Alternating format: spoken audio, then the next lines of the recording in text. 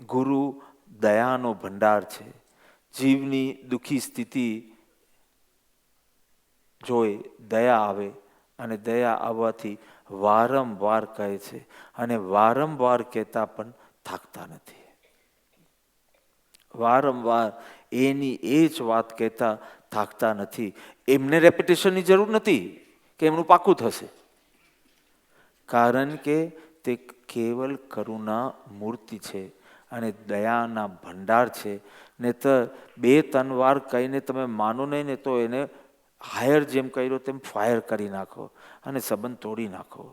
તમારું માનતો ન હોય તે, અથવા તો એને કકડાવી નાખો, પણ તમને પાછી વારંવાર દયા કરવાની ભાવના, કારણ કે દયાના ભંડાર છે. તું 1 કરોડ વાર ભૂલ કરશે તો 1 કરોડને 1 વાર પાછી પ્રેરણા આપવા માટે આવી જશે. એટલે હે જીવ, તને સુંદર તક પ્રાપ્ત થઈ છે. પાછું આખું બોલવું પડશે મારે. મનુષ્ય ભવ, આર્ય ક્ષેત્ર, ઉત્તમ કુલ, દેવગુરુ તો હજી બહુ પાછળ આવશે. ઉત્તમ કુલ, ઇન્દ્રિયોની પૂર્ણતા, નિરોગીપણું, દીર્ઘાયુ, દેવનો યોગ, પણ જેના તું દર્શન પણ ન કરી શકે, કોઈક ચીજમાં એની સ્થાપના કરીને દર્શન કરવું પડે એવો માત્ર તીર્થંકરનું શાસન. પણ તને ગુરુદેવનો યોગ, તને સત્સંગનો યોગ, તને સેવાનો યોગ, આ વારંવાર આવી ઉત્તમ જોગવાઈ પ્રાપ્ત થઈ, ઉત્તમ ભવિષ્યનું નિર્માણ કરી દે ને.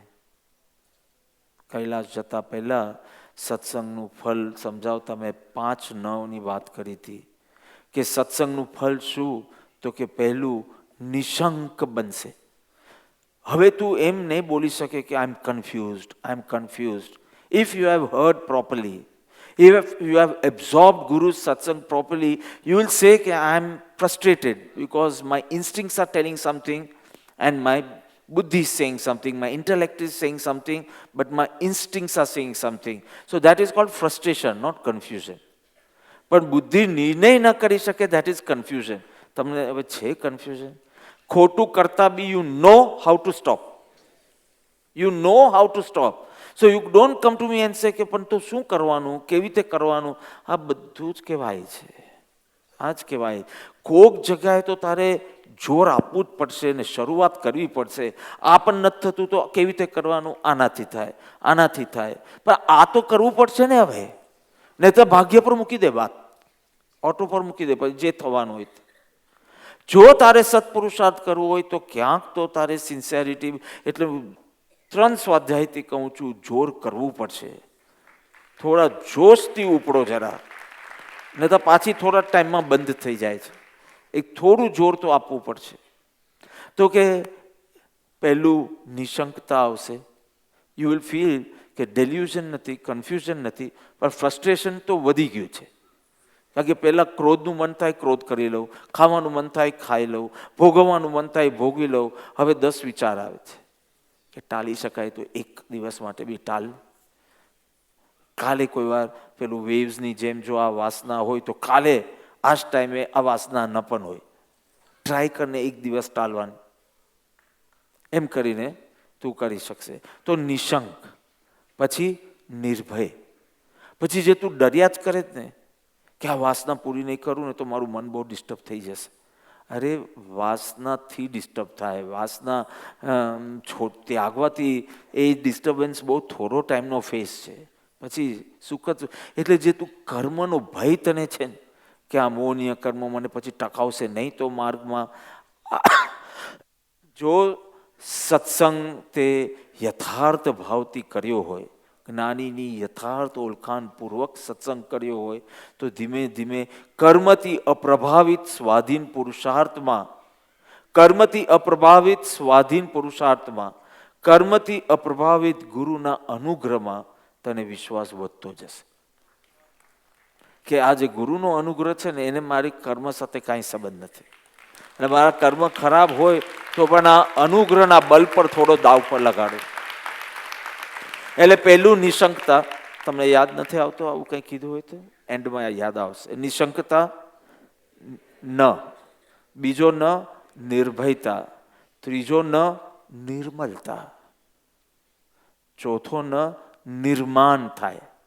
પછી તારા હૃદયમાં કંઈક સમ્યક દર્શન રૂપી મહેલનું નિર્માણ થાય. અને પાંચમો ન નિર્વાણ, કારણ કે આપણે કૈલાસ જઈ રહ્યા હતા, ઋષભદેવ ભગવાનની નિર્વાણ ભૂમિ, એટલે એના અનુસંધાનમાં આ 5 કીધેલું. નિશંકતા 254 કહે છે, નિશંકતા, નિર્ભયતા, નિર્મલતા. પછી કંઈ નિર્માણ થતું એવું લાગે, સંયમ ભાવનું નિર્માણ થઈ રહ્યું છે, હવે અનુવ્રતનું મન થયું છે, હવે મહાવ્રત તરફ જઈ રહ્યું છે, એમ કશું નિર્માણ થતું એવું તમને ભાસે. અને અંતે નિર્વાણ, એક ઉત્તમ ભવિષ્યનું નિર્માણ કર. એવું કંઈક કર કે પહેલા તારી ઉત્તમ તકોની એડવાન્સ બુકિંગ થાય. ઉત્તમ તકો. આજે નિમિજી જરા મૂડમાં આવી ગયેલા છેલ્લી 15 મિનિટ. તમે તો નહીં, આજે તું કોઈ બી એક વરદાન માંગ, કારણ કે આજે તું જે આઈ કુડ સી કે તારો ઉપયોગ બુદ્ધિ છોડીને આગળ વધ્યો છે. ને તો usually is very reluctant when I tell him to come and all. પણ એક 15 મિનિટ પછી પાછું નહીં, પણ 15 મિનિટમાં તે ઘણી પુણ્યાય કાં તો બાંધી હશે અને કાં તો ઘણી કર્મની નિજરા કરી હશે. પણ એ 15 મિનિટ એના માટે તારે 2 કલાક મહેનત કરવી પડી. 2 બી નહીં, 3 કલાક. 7 વાગ્યાનો આવીને બેઠો, 10, અને જે ખરું કામ થયું એ તારું 10 થી 10:15 થયું. પુણ્ય ઘણાની, લગભગ બધાની. પણ હવે મારી વાત કરવાનું એની સાથે આવે એટલે એને કીધું. મેં કીધું ઘણી તકોની તો તે એડવાન્સ બુકિંગ કરી દીધું હશે. હજી મુક્તિનો પુરુષાર્થ એમાં કેટલો ગણાય, પણ મુક્તિ તરફનો તો ગણાય ને. ભવે ભવે તુમ ચલ્લાનમના ભાવમાં હતા, વીર શાસન પ્રાપ્ત થયું એમાં એના ઉલ્લાસમાં હતા. બધાનું હશે. જેને જેને બાજુવાલાને જોઈને ઊભો ના થયો હોય પણ પોતાના ઉલ્લાસથી ઊભો થયો, એ બધાનું જેવું હશે. એટલે તમે એમ નહીં સમજો ખાલી પાપ જ બંધાયા કરે છે આ ભાવમાં આવીને. પુણ્ય અત્યારનો તો વિષય પાપનો ચાલે છે, એટલે હમણાં પાપ સંબંધીની વાત ચાલે છે. તો ઉત્તમ જોગવાઈ તને પ્રાપ્ત થઈ છે પ્રભુ. તને નથી ગમતા એવા દુર્ગતિના જે દુઃખો છે તેનો કાયમી અંત તું લાવી શકે આ ભાવમાં, અથવા તો એકદમ મેક્સિમમ 15 ભાવ જેટલું તને નથી ગમતા એવા દુઃખોનો કાયમી અંત તું હમણાં લખી શકે. અને તું ઈચ્છે છે એવા કાયમી સુખ તું અત્યારના બુક કરી શકે. બંને. તું નથી ઈચ્છતો એવા દુર્ગતિના દુઃખોનો કાયમી અંત તું ધારે તો હમણાં ફિક્સ કરી શકે. અને તું ઈચ્છે છે એવા ક્લેશ વિનાના કાયમી સુખનું તું બુકિંગ કરી શકે. એવી ઉત્તમ જોગવાઈ મળી છે. ક્યારેક લોક સ્વરૂપ ભાવના તો ભાવજો, તો તમે કેટલા ભાગ્યશાળી છો એનું ભાન પડશે. હમણાં તો કેટલા પાપી છો એનું વિષય ચાલે છે, પણ ક્યારેક લોક સ્વરૂપ ભાવના ભાવશો કે આ 14 રાજલોકમાં મારા જેવો ભાગ્યશાળી કોણ. તમે આટલા ઊંચા ચાલશો. 24 તીર્થંકરો ભજવા માટે, સદગુરુ દેવ, સાધર્મિકનો યોગ, કેટલું બધું મળ્યું, કેટલું મળ્યું છે. એક ખુમારી લાવશે તમારા, અને એક ખુમારી થોડી અહંકાર વાળી હોય તો બી હું હમણાં ચલાવી લઉં છું, પણ એક ખુમારી તમને પાપમાંથી અટકાવશે. એટલે મને એક ખુમારી બતાવો. આમ આજે બહાર જાઓ ને તો આમ 83માં જજો કે અમે આજે જેમનો જન્મ થયો ને એના અમે શિષ્ય છે, એમના અનુયાયી છે. શ્રીમંત છે અમારા પિતા. આ કુમારી જરૂર છે. આ ગ્રેટિટ્યુડનો ભાવ જરૂરી છે, કારણ કે હવે એના પછી જુઓ તમે તો થોડા ટાઈમ સુધી તમને કોઈ પાપ નહીં સૂજે. સ્પર્શનું નહીં, રસનું નહીં, જીભનું નહીં, આંખનું નહીં, કાનનું નહીં, કઈ સૂચતું નથી થોડા ટાઈમ. એટલે આ જરૂરી છે. આ આખો દિવસ આત્મનિંદા કરવી. આત્મનિંદા બહુ જરૂરી છે. એટલે કે આત્મનિંદા એટલે દોષની દ્રષ્ટિએ, પરંતુ માત્ર એ થશે તો બેલેન્સ ગુમાવી દેશો. માત્ર એ નહીં, તમે જેવું એમાં વધારે ઊંડા ચાલ્યા ગયા, હું સચ્ચિદાનંદ સ્વરૂપી આત્મા છું એમ કરીને પાછા ઉપર આવી જાઓ.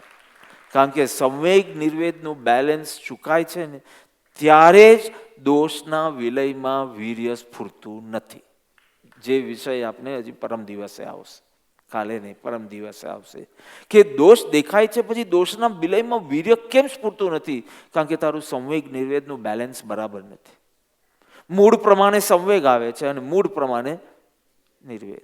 કાલનું તો બહુ ઇમ્પોર્ટન્ટ છે સવારનું, કારણ કે પ્રમોદ ગુણ અને પ્રમોદ મૂળ બે અલગ ચીજ છે. આપણે જયારે બહુ ખુશ હોય ને ત્યારે આપણે બધાના ગુણો જ દેખાય. ઓહો, નેમીજીમાં બી સારા ગુણ છે, પ્રતિકમાં પણ કાંઈ ઓછા ગુણ નથી, રક્ષિતમાં બી બહુ ગુણ છે, પેલા મૌલિકજીમાં બી એમ ગુણો છે. પણ આ બધું ક્યારે થાય છે? When I am happy. મારી કોઈ ઈચ્છાઓ પૂરી થઈ હોય, મારા મન ગમતું બધું થયું હોય, આઈ એમ ઇન અ હેપી મૂડ, ત્યારે તમને સકલ જગત માટે મૈત્રી અને સર્વ જીવોને પેલું નરસૈયો કહે ને, સકલ લોકમાં સૌને, ઓહો હો, આજે તો તમે પ્રમોદની પરાકાષ્ઠા પર પહોંચી ગયા, સકલ લોકમાં સૌને બંધુ. પણ આ સાલું મૂડ નીકળો.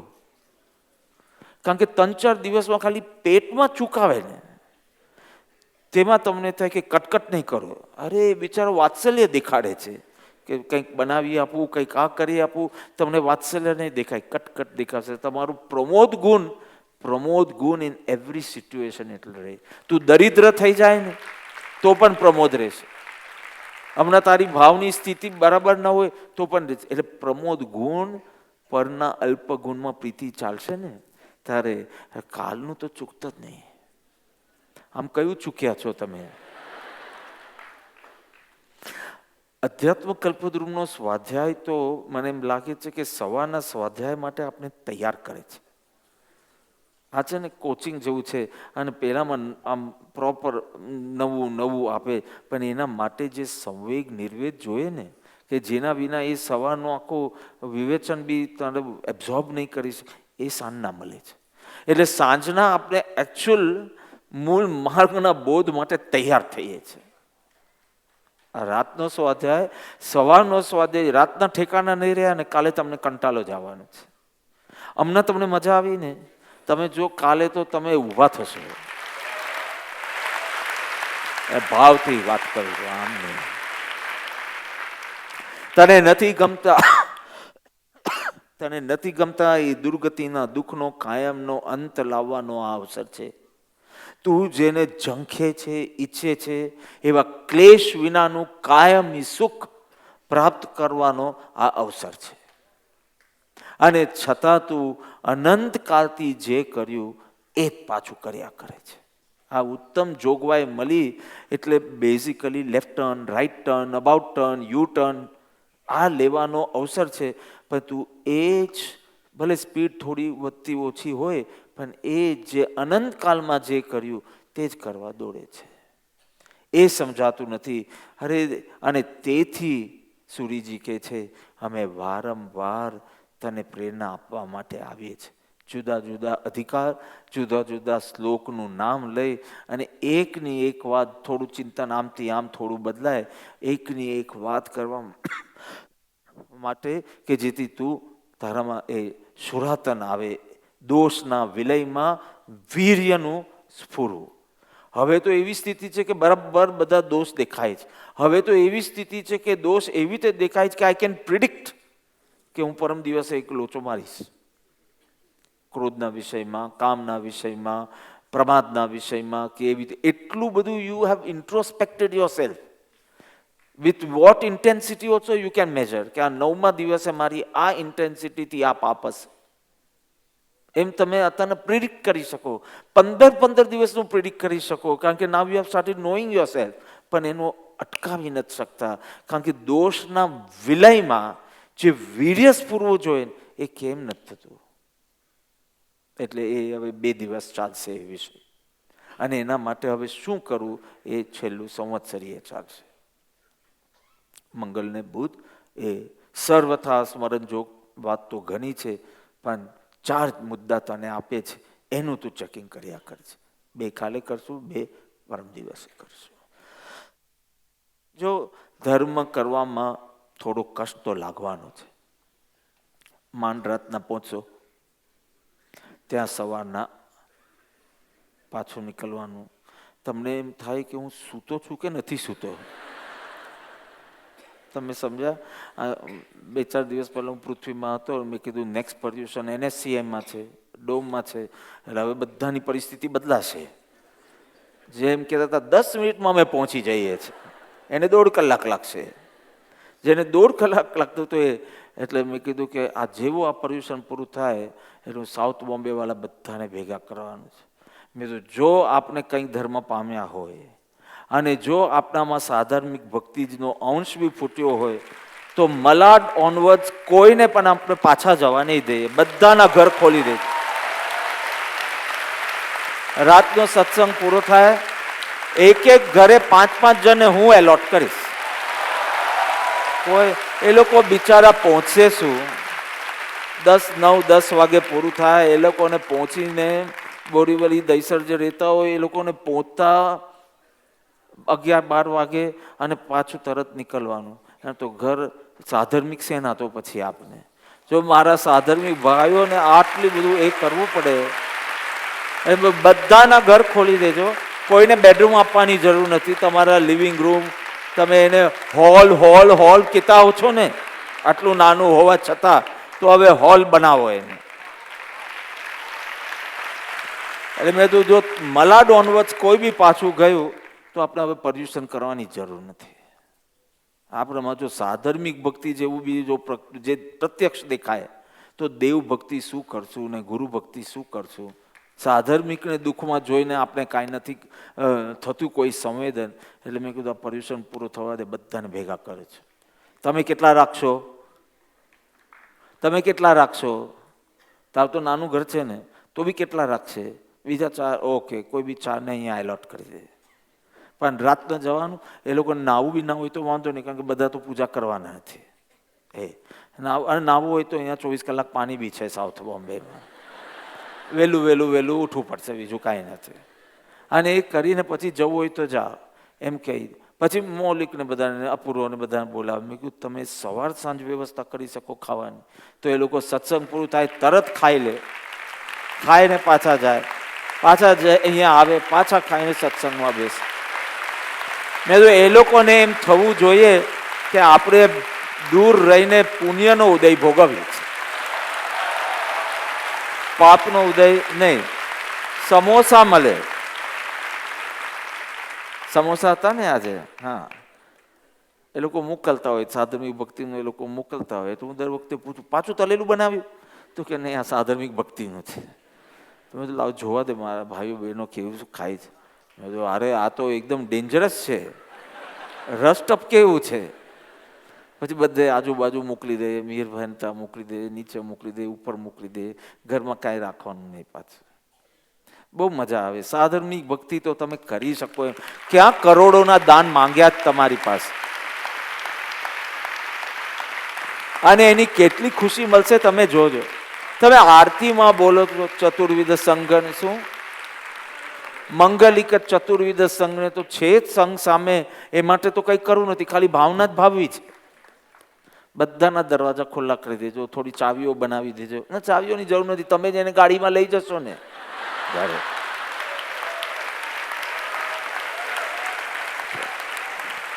તો ધર્મ કરવામાં થોડું કષ્ટ તો લાગશે. આ રાતના પહોંચવાનું, પાછા સવારના નીકળવાનું, થોડું કષ્ટ તો લાગે કે નહીં? થોડું તો લાગે. હું તમને સમજાવું. જો sleep, we are all deprived of sleep, we all.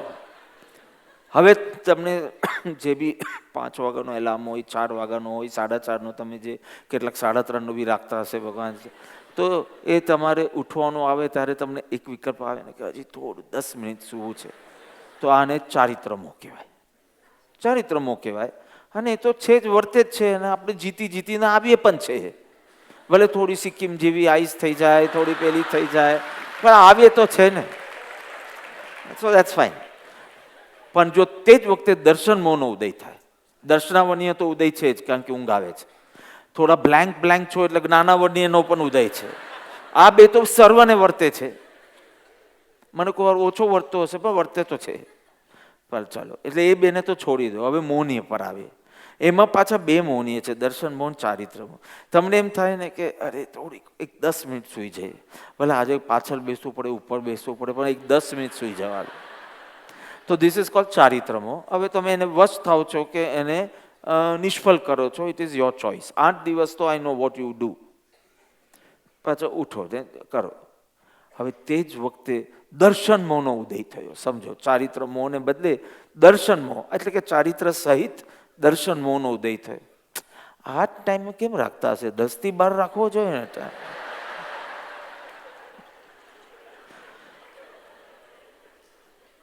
આજે તો હવે હું સીડી સાંભળી લઈશ, હવે હમણાં નથી. આ બધું દર્શન મોહમાં જાય. વેર તમને થાય કે દેવ ગુરુએ ભૂલ કરી, દેવ થયા જ કેમ કે ભક્તિ કરવી પડે છે, અને ગુરુએ આ સમય કેમ રાખ્યો કે જેથી આ ટાઈમે ભક્તિ કરવી પડે છે. આ આખું દર્શન મોહમાં ચાલી ગયું. પેલું ચારિત્ર મોહમાં જાય. હવે યુ ડિસાઇડ. તમને સૂવું હોય તો સૂવો ને, તમે ચારિત્ર મોહમાં મરશો, પણ તમે દર્શન મોહમાં નહીં મરતા. એટલું કરજો. ચારિત્ર મોહમાં ભલે મરી જાઓ. શું કામ મરવાનું? બધા એક બડી બનાવી દેવાનું કે દેખાય નહીં ને સત્સંગમાં એટલે તરત ફોન કરવાનો. કેમ દેખાય? તબિયત મરી ગયા છો એમ જ પૂછવાનું. કારણ કે પ્રાણ ત્યાગ પ્રસંગે બી અહીંયા આવવાનું.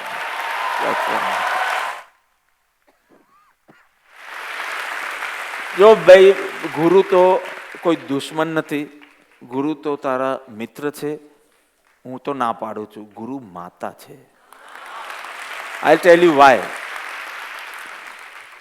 માતાને એના બાળકને ચોકલેટ ખા એમ કેવું પડતું નથી. ચોકલેટ દેખાય તો એ સીધી ખાઈ દે છે. એ માને પૂછવા બી નથી આવતું, ઉલટું માને જોવે એટલે પાછળ છુપાવી દે છે. રાઈટ? એટલે ચોકલેટ માટે માને કેવું પડતું નથી, અને માં કે બી નહીં, કારણ કે એની બહુ વેટ છે બધી ચોકલેટ ખાય તો. દવા માટે, હવે તારું બાળક, એ માનું બાળક રોગમાં સપડાયો છે, એટલે ચોકલેટ ખાવાથી રોગ નહીં જાય, દવા ખાવાથી રોગ જાય. અમે નાના હતા તો બધા બહુ કરમિયા થઈ ગયેલા પેટમાં. આખા જૂનના જૂન નીકળતા હતા 4th 5th સ્ટેન્ડર્ડમાં. તો કરમનું ઔષધ નીકળતું હતું, અને એના જેવી કડવી ચીજ કડવા શબ્દમાં નથી. I don't know what I said, but ભયંકર કડવું, એટલે તમે આખા આમ ધ્રુજી જાઓ. એનું આટલું પેકેટ હોય અને પાણીમાં મિક્સ કરીને આપે. તો mummy was always in favour of Ayurveda, ને આયુર્વેદમાં ન થયું તો હોમિયોપેથ, અને એલોપેથ સુધી પહોંચે ત્યાં તો ઘરમાં ઝંકારા થઈ જાય. સો અમે આ બધું પહેલાં પ્રયોગો કર્યા છે. અમે કોશિશ જ કરીએ કે અમને આપીને જરાક પેલી બાજુ જોઈએ તો બેઝીનમાં ફેંકી દઈએ. એટલું ગંદી એ મોં સુધી લાવે. બિચારીને કેટલી દયા હશે તો ખાલી ઓર્ડર ના આપે કે આમ તમારે કરવું જોઈએ, આમ તમારે કરવાનું છે, એમ બી નહીં. સીધી દવા લઈને પેલી બાટકી લઈ અને મોં સુધી આવે, અને અમે મોં ફેરવી દેતા હતા. આવું જ ગુરુમાં. કારણ કે વિષય તરફ તો કેવું પડતું નથી કે આ ભોગ ભોગવ, જીવત જાતે ચોકલેટ લઈ લે છે. પણ તને રોગ થયો છે, અને રોગ જશે દવાથી, અને દવામાં થોડું કષ્ટ તો પડે ને. અહીંયાથી અહીંયા જાય ત્યાં સુધી તો કષ્ટ પડે ને. તું થોડું કષ્ટ વેઠવા તૈયાર નથી, અને આટલી બધી વેદના પેટની થાય છે. હું એવરી ઓલ્ટરનેટ ડે સ્કૂલમાં એબસેન્ટ હતો. તાવ આવી જાય, પેલું આવી જાય, ટોન્સિસનું ઓપરેશન, એપેન્ડિક્સનું ઓપરેશન, આ બધું ચાલ્યા જ કરતું હતું. 4th standard to 6th standard ખાલી જાને અસાતા વેદનીય હોય ને. એક દિવસ સાતા, એક દિવસ અસાતા, એક દિવસ સાતા, એક દિવસ અસાતા. હમણાં તો કાંઈ નથી. તો થોડું કષ્ટ તો વેઠવું પડે ને પેલું કર્મનું ઔષધ લેવામાં, કડવી દવા લેવામાં. પણ એ તને કરવું નથી, અને ભયંકર જે પીડા થાય છે એ ભોગવે છે, અને વધારે ભયંકર થાય એવું કરે છે. એટલે અનંત સૌખ્ય નામ દુઃખ અને અનંત દુઃખ નામ સુખ. તો જ્યાં અનંત સુખ છે પણ નામનું દુઃખ છે ને, એ નામનું કષ્ટ તું નાનું કષ્ટ વેઠવા તૈયાર નથી અને મોટા માટે તું ભયભીત છે. પેલો મચ્છર ડંખ મારે છે તો એ તને સહન નથી થતું અને તું સિંહની ગુફામાં પ્રવેશ કરે છે. બહાદુર સિંહની ગુફામાં પ્રવેશ કરે કે જ્યાં મોટા દુઃખો રહ્યા છે. તો કે એક નાનકડું એક સવારના 10 મિનિટ વહેલા ઉઠવામાં તને બહુ કષ્ટ લાગે છે અને નરક નિગોદમાં જવું તને કાંઈ વાંધો નથી આવતો. એટલે ગુરુમાં વારંવાર એ ગુરુ માં કેમ કહું? કારણ કે માં એક જ તત્વ છે જે તારા સુખમાં રાજી થાય અને તારા દુઃખમાં દુઃખી થાય. તું જ્યારે પાપમાં જાય, જ્યારે તું દુઃખી થાય, ત્યારે સંસારમાં એક જ તત્વ માં, વ્યવહારથી માં અને પરમાર્થી ગુરુમાં, એ એક જ તત્વ તારા દુઃખમાં દુઃખી થાય અને તારા સુખમાં સુખી થાય એવા હિતચંતક છે આપણા ગુરુ, સદગુરુ, કે જે કડવી દવા પીવડાવવાનું માતા સિવાય કોઈનું ગજું નથી. મિત્ર સલાહ આપશે તો તમે પીવાના છો? માતા જેવું કરે કે 2 હાથ પકડતી હતી અમારી, પછી આમ ડાચું પકડતી હતી, આવી તો એકદમ મોડું ખોલાવી અને નાખતી હતી. આવું ખાલી માં જ કરે અને આવું ખાલી ગુરુ જ કરે. કે આનામાં અક્કલ નથી, આટલી તકલીફ ભોગવવામાં કાઉં કરે છે અને હવે નેક્સ્ટ ગતિ એની કેવી છે, એને દવા પીવી પડશે અને એ દુર્ગતિ ટાળવી જ પડશે. એને દેવ ગુરુની ભક્તિમાં ઉત્સાહ લાવવો જ પડશે, ને તો એ એનું અહિત કરે છે.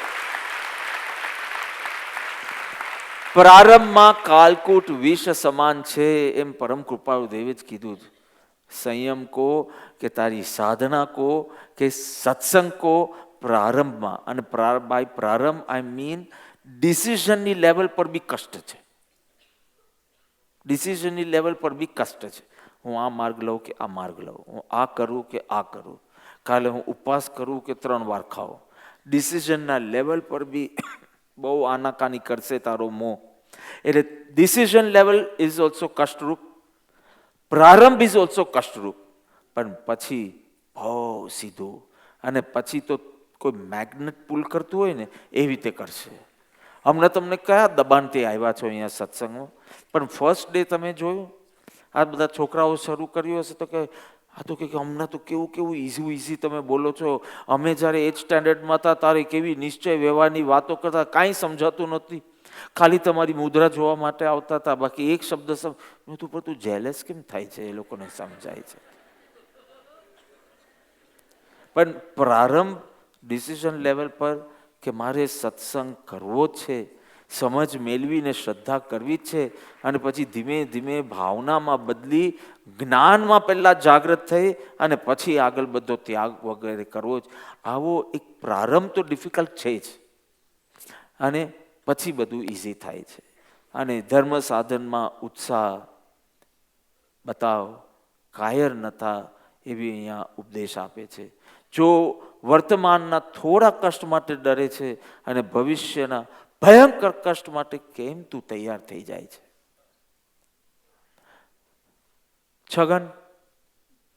છગનને દાઢ દુખતી હતી, દાંત દુખતો હતો, ફોન કર્યો ડેન્ટિસ્ટને. નકામાં એકદમ બેકાર ડેન્ટિસ્ટ હોય ને તો ફોન ઉપાડે, બાકી સેક્રેટરી ઉપાડે, એમ કહેવામાં આવે છે. જો ડોક્ટરે ઉપાડ્યો ને તો એ ડોક્ટર સાથે ડિસ્કનેક્ટ કરી દે છે. અમે તો હજામને બી ફોન કરીએ ને હજામનો સેક્રેટરી ઉચકે છે, તો આપણે લાગે કે આવા હજામને માથું સોંપવું જોઈએ. તો છગનની દાઢ બહુ દુખતી હતી, ડેન્ટિસ્ટને ફોન કર્યો, સેક્રેટરીએ કીધું કે ડેન્ટિસ્ટ તો હમણાં નથી. તો કે ડેન્ટિસ્ટ ક્યારે ન હોય? તો કે આવો કેવો પ્રશ્ન, ડેન્ટિસ્ટ ક્યારે હમણાં નથી પણ ક્યારે ન હોય? તો કે એ જ્યારે નહીં હોય ને ત્યારે જ હું આવીશ, એટલે મને આશ્વાસન મળે કે મારે તો દાંત કઢાવવો છે પણ ડેન્ટિસ્ટ અવેલેબલ નથી. આવું જીવ કરે છે. એટલે કહું છું કે એને મૂળમાં આટલું બી દર્દ, અરે કેટલું પેન છે દાઢનું, એ સહન કરવું છે. એ તોડવું હોય તો દાઢ કઢાવવા જેટલા પેનમાં જવું જ પડશે. પણ એ એકવાર નીકળી ગયા પછી નિરાત જ નિરાત છે. પણ એ થોડું પેન તો લેવું પડશે ને. વહેલા ઉઠીને સત્સંગમાં તો આવવું પડશે ને. પરિભ્રમણનું દુઃખ ટાળવું હોય, દુર્ગતિઓના દુઃખ ટાળવા હોય તો ધર્મ આરાધન કરવાનું થોડું પેન તો લેવું પડશે ને. શારીરિક માનસિક હોય તે, એ તો સદગુરુ પર પ્રેમ વધશે પછી બધું ઈઝી થઈ જવાનું છે. આત્મહિતની ભાવના જાગશે પછી બધું ઈઝી થઈ જવાનું. આ લોકોને પહેલા પર્યુષણમાં લાવતા હતા, એના 8-9 સ્ટાન્ડર્ડની કઈ વાત છે ને, તો પર્યુષણમાં લાવતા તો કે પર્યુષણ સુધી ન જ આવશું, પછી ફોર્સ નહીં કરતી, તો કે ખાલી પર્યુષણ, આપના જૈનના પર્યુષણ 8 દિવસ તો આમ કસાઈ ખાને જતા હોય તો બી આવવાનું. અને એમાં જ રંગ લાગ્યો તો હવે સવાર બપોર સાંજ સ્વાધ્યાય કરી એવી લગ્ની લાગી ને. હવે બધું ઇઝી જ છે ને. હવે તો એમ થાય કે જો આ કાંઈ ન હોય ને તો પાછા સ્વાધ્યાયમાં ડૂબી જાય. બપોરના બી તમે આખું ઘર જુદા જુદા ખૂણામાં 454 સ્ટડી કરતું હોય અને 3 જનરેશન એકબીજાનું લે. હું તો રૂમમાં હોઉં પણ મને સંભળાય, હિંચકા પર બેઠા મમ્મી એના દીકરાનું લે, કાં તો દીકરો એની દીકરીનું લે, અંદર કર્યા કરે. કેવી મજા આવે. આમ જૈનોના પર્યુષણ જેવું લાગે ખરું. તો આ છગનનું શું કરવું છે? સડેલા દાંતની પીડા સહન થતી નથી અને દાઢ કાઢવાનું દર્દ કરવાની હિંમત થતી નથી. હવે એનું શું તમે સલાહ આપો છો? કયો સલાહ આપો. તમારું મન ગમતું જ કહું છું. સલાહ આપો છગનને. એ ભાઈ આવી રીતે નહીં કહું, આમ સીધું આમ ઓર્ડર નહીં કરવાનું. ભાઈ એક અલ્પ થોડું કષ્ટ સહન કરી લે, પણ તું આ લાંબા કષ્ટથી બચી જશે એમ તમે એને સલાહ આપો કે નહીં. તમને સમજાય નહીં કે આ પીડા સહન નથી થતી, આ ભોગેચ્છાઓની પીડા સહન નથી થતી, આ દુઃખો, બાહ્ય દુઃખો, માનસિક દુઃખો એનાથી સહન નથી થતા, તો એને કેમ સમજ પડતી નથી કે દેવગુરુની ભક્તિમાં લાગી જા. એક થોડો કષ્ટ શરૂમાં પડશે, પણ એકવાર આ ડૉક્ટર નાગડાએ જ મારા દાંત કાઢ્યા હતા, અહીંયા આવ્યા છે કે નથી આવ્યા છે? નથી આવ્યા તો ઠીક. તો પૂનાથી હું આવતો તો બોલાય એના વિશે. તો પૂનાથી આવતો તો માટુંગામાં એમની કશે અહીંયા જ ક્લિનિક કંઈક છે. મેં તો ડૉક્ટર આવી તે છે, મારે મેન 2 દિવસ પછી સત્સંગ છે અને ડાચું એકદમ ચડી ગયું છે, તો કે આવી જાઓ. ધબાધબ 2 અહીંયાથી કાઢી, 2 અહીંયાથી કાઢી, ઘણું લોહી બી નીકળ્યું અને પછી બરાબર પેક કરીને આપ્યું કે કોઈને ગિફ્ટ આપી હોય તો આપજો. બોટલમાં કંઈક એવી રીતે આપ્યું. પછી મેં આપી પણ દીધું કે લો અમારી ડાપણની દાળ. તો તમારે એક કષ્ટ થોડું શકું, પણ હમણાં એકદમ ફર્સ્ટ ક્લાસ છે, તરત જ ફર્સ્ટ ક્લાસ થઈ ગયું.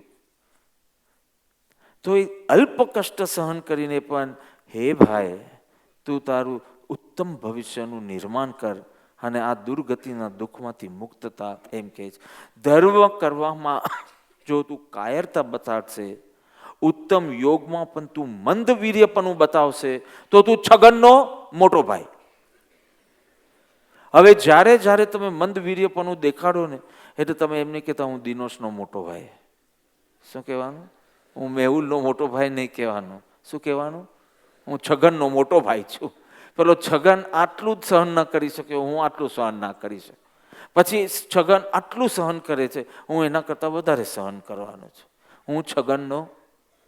અને જ્યારે ઉત્તમ વીર્ય તમારું પ્રગટે ને, છગન સાથે મારે કોઈ સ્નાન સૂતકનો સંબંધ નથી એમ કહેવાનું. એટલે હવે છગનને ટાર્ગેટ રાખજો કે હવે એની સાથે સંબંધ એના મોટા ભાઈ બનવું છે કે એની સાથે બધા સંબંધ તોડવા છે. મંદ વીર્યપણું છોડવું જ પડશે. દોષના વિલયમાં વીર્યનું સ્ફુરવું. હું ગમે તેટલું એક કરું છું ને, પણ મારું મન વારંવાર 454 તરફ જ દોડ્યા કરે છે. વિલયનું, દોષના વિલય. તો માનવ ભૂમિમાં પુણ્યના યોગના કારણે ભૂતકાળના બધા દુઃખો ભૂલી ગયો છે અને ભવિષ્યના દુઃખોનું અનુમાન કરી શકતો નથી. અમને એટલું સરસ પુણ્યોદય ચાલે, જે ખાવું હોય તે, જેમ ફરવું હોય તે, જ્યાં ફરવું હોય તે, જે પહેરવું હોય તે, બધો જ પુણ્યોદય ચાલે.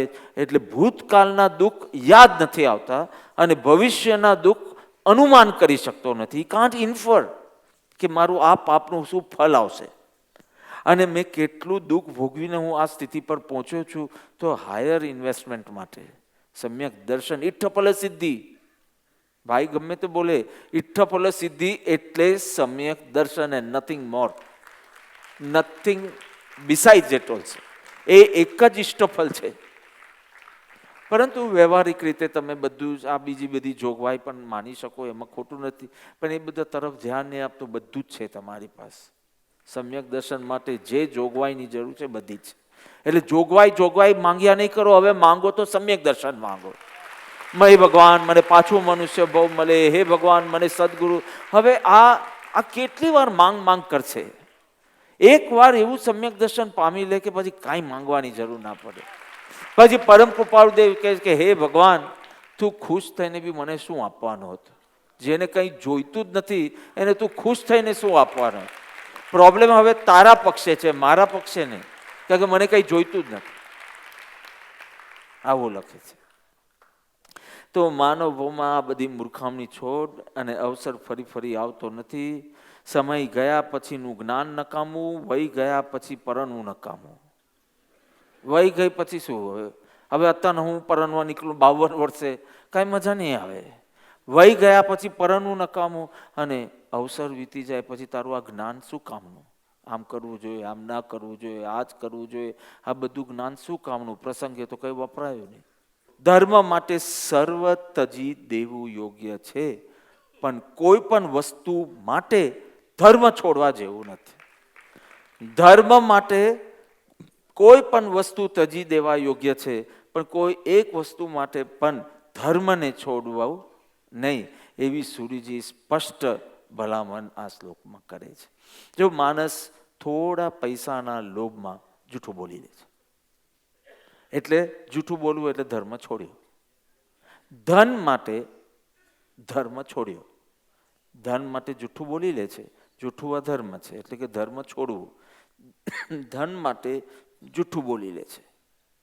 ધન માટે અભક્ષ્ય ભોજન કરે છે, અપેયનું પાન કરે છે, એટલે પાર્ટીઓ વગેરેમાં તમારા કસ્ટમર્સને કે ક્લાયન્ટ્સ માટે તમારે અભક્ષ્ય ફૂડ હોય કે ડ્રિંક્સ હોય. ધન માટે તું ધર્મ છોડે છે. પણ આ શ્લોકમાં કીધું કે ધર્મ માટે જે છોડવું પડે ને એ છોડજે, એ જ યથાર્થ માર્ગ છે. પણ ધન માટે ધર્મ નહીં છોડ. ધર્મ માટે ધન વગેરે જે બી છોડવું પડે, પ્રોફિટ જતો કરવો પડે તો કરજે, પણ ધર્મ કદી છોડતો નહીં.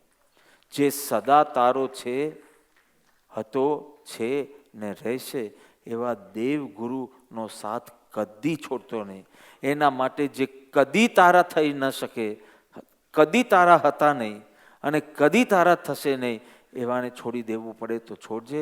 કારણ કે મહેમાન માટે ઘરના દીકરાને એમ ન કે ઘરની બહાર ન કાઢી શકાય.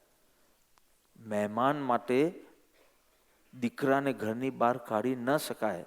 અને ધન વગેરે બધું મહેમાન છે, એના માટે ધર્મનો ત્યાગ ન કરી શકાય.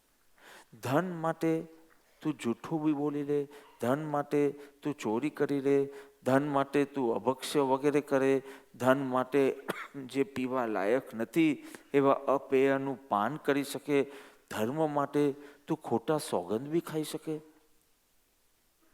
તો ખોટા સોગંદ કીધું કે ના ચોક્કસ હું ભગવાનના સોગંદ ખાઉં, મેં આવું નથી, આવી રીતે. તો આ તો ભયંકર દુર્ગતિનું કારણ છે. અને ધન માટે બી નહીં, કેટલાક તો પોતાના પાપ છુપાવવા માટે.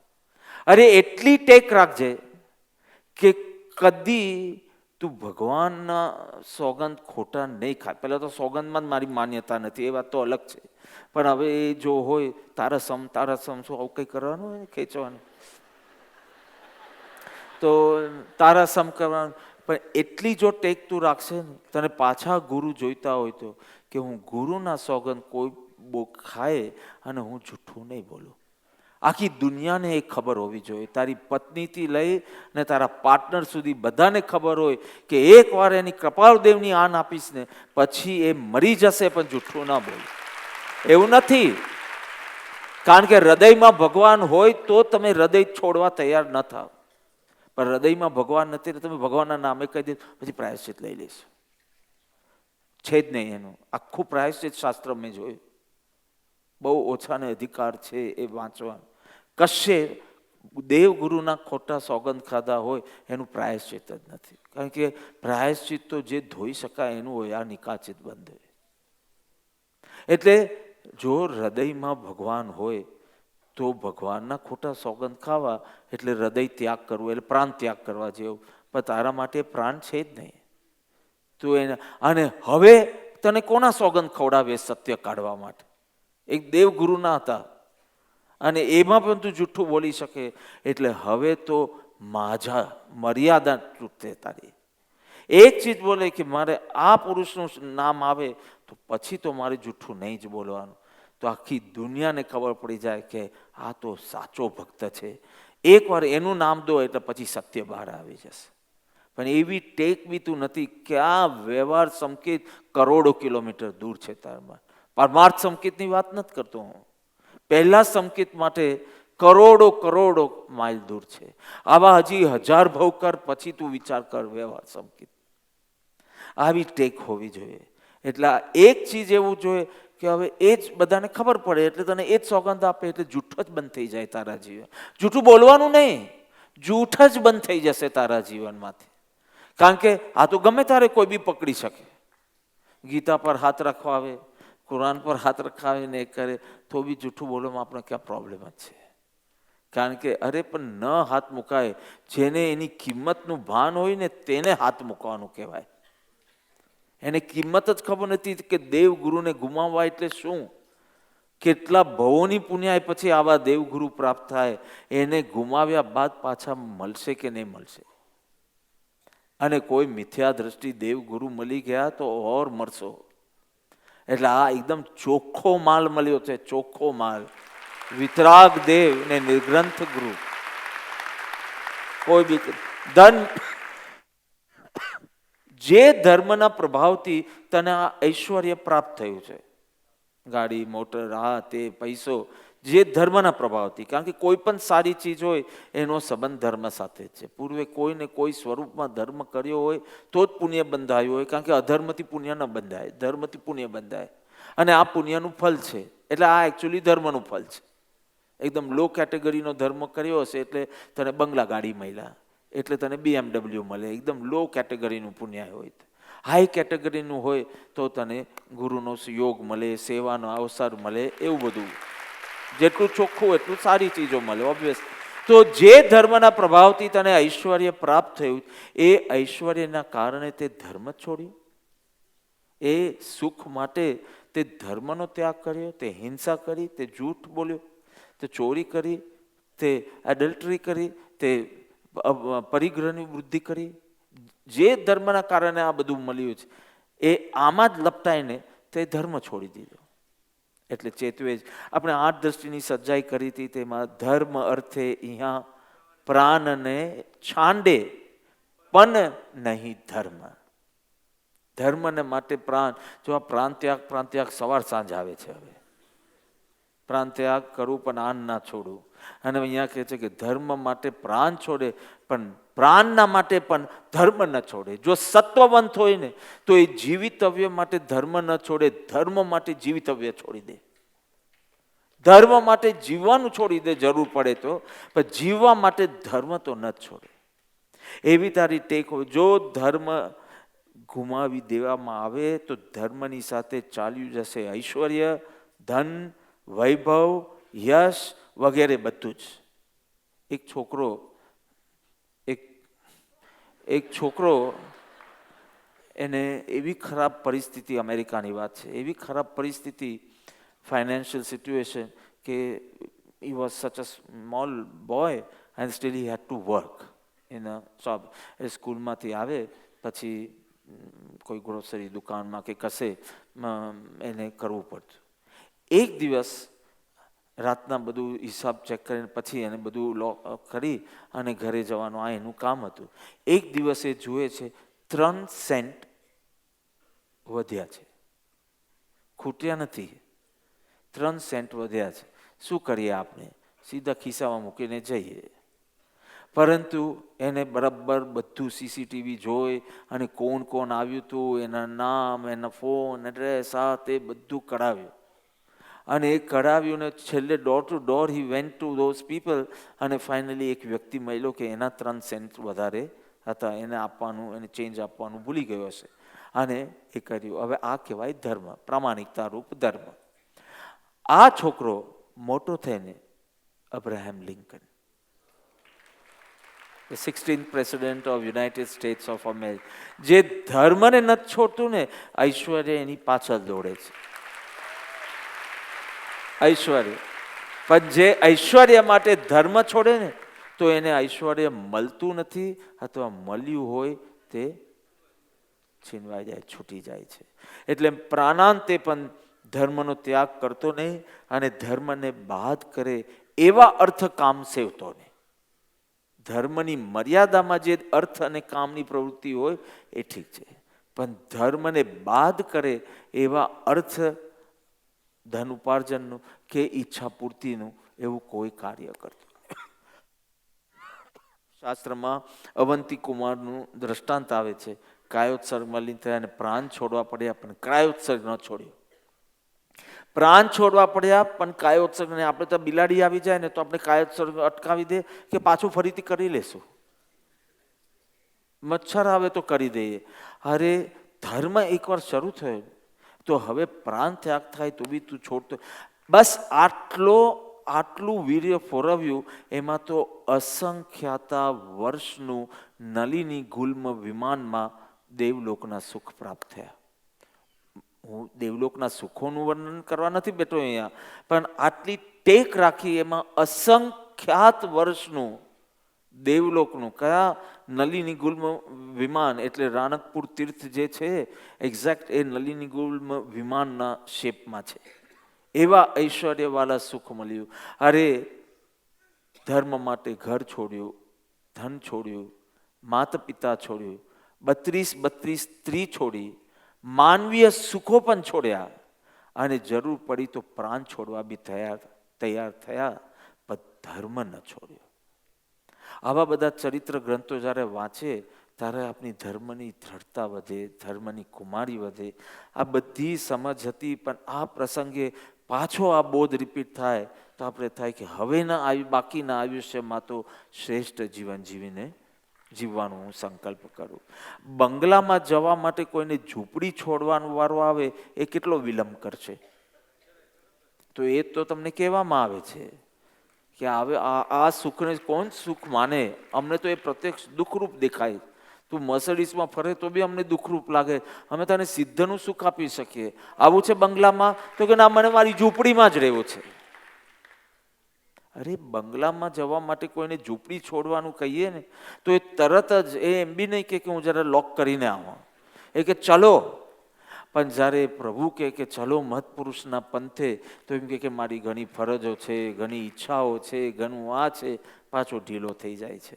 એટલે જે ધર્મ મનોવાંછિત ફલ આપવાની બાહેધારી આપે છે એને, એ ધર્મ માટે આ ભવના થોડા સુખ માટે ધર્મ છોડવા જે તૈયાર તું થયો છે એમાં વળી કયું ડાપણ છે, મૂર્ખતા છે. ધનાદિ માટે ધર્મ છોડનાર, ધન ને ભોગ માટે ધર્મને છોડનાર, એ તો પેલા માણસ જેવો છે જે કાચ માટે ચિંતામણી. હીરો તો કેટલો વપરાય. ચિંતામણી એટલે તું એ સાથે હોય ને જે ચિંતે પ્રાપ્ત થાય. અને બાવલ માટે કોઈ કલ્પવૃક્ષ છોડે છે? બાવલ માટે, કેક્ટસ માટે કલ્પવૃક્ષ છોડે એ મૂર્ખ કહેવાય. કોઈ ગધેડા માટે ઐરાવત હાથી છોડે? ઇન્દ્ર મહારાજનું વ્હીકલ ઐરાવત હાથી, એ ગધેડા માટે?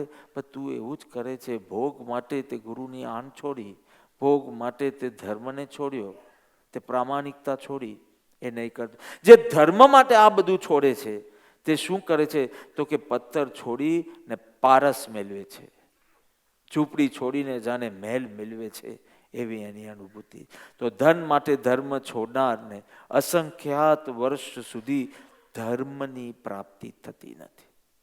કોઈ આ વિષય સુખ પ્રાપ્ત બી થાય ને, પણ જો ધર્મ જ પ્રાપ્ત ન થયો તો બધું જ તે ગુમાવ્યું. એટલે ધર્મને માટે ધર્મ છોડનારને એકચ્યુઅલી ધર્મની વેલ્યુ જ ખબર નથી. જો તું ધન માટે ધર્મ છોડે છે તો ધેટ મીન્સ ધર્મ is just a hobby for you. તું એનું અવમૂલ્યાંકન કરે છે, તને એની મૂલ્યનું જ ભાન નથી. કારણ કે આ બાવલ છે ને આ કલ્પવૃક્ષ છે એટલું બોધ બી થયો નથી, એટલે બાવલ માટે તું કલ્પવૃક્ષ છોડે છે, ધન માટે તું ધર્મને છોડે છે. અને તેથી કે જેઓ કદી આપના નથી થવાના, એના માટે જે સદા આપના છે એને તું તારા જ્ઞાનમાંથી છોડતો નહીં. વિશેષ અવસર.